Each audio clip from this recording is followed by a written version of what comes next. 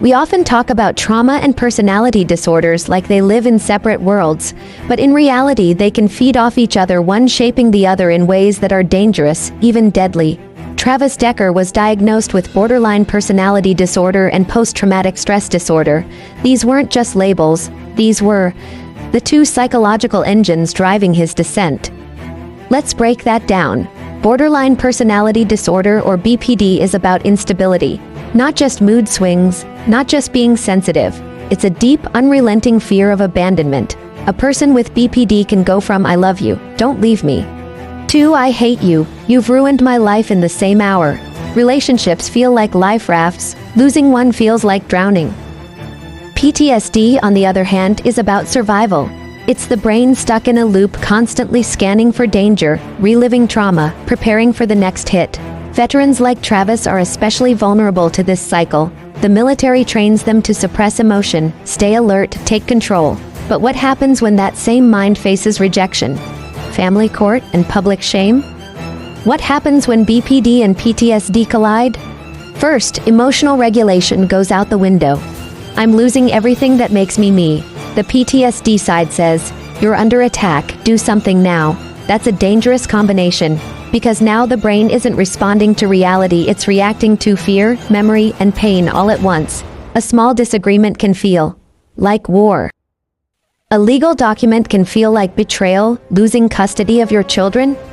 That's not just sad. That's apocalyptic for someone whose identity is already shattered. And then comes dissociation. When the emotions become too much, too sharp, too fast, people with PTSD often dissociate. It's like the lights go out emotionally. You're watching yourself, but you're not really there.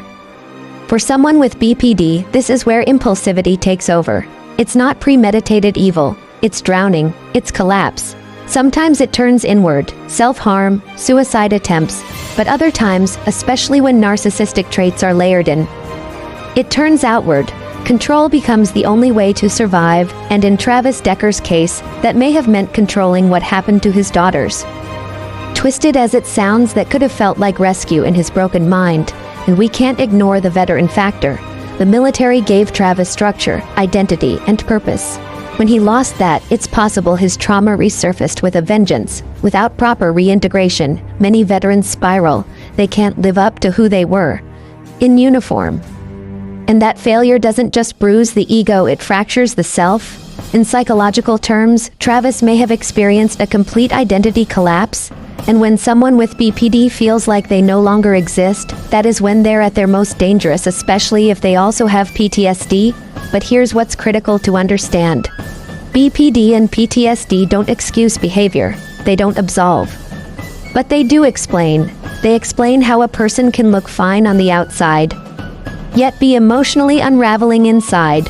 They explain how someone who once wore a uniform and held his daughters could turn into someone capable of such horror. And they explain why systems, legal, medical, and mental health must stop ignoring these warning signs. Travis Decker didn't get the help he needed. His daughters didn't get the protection they deserved, and we are left asking, what if someone had connected the dots sooner?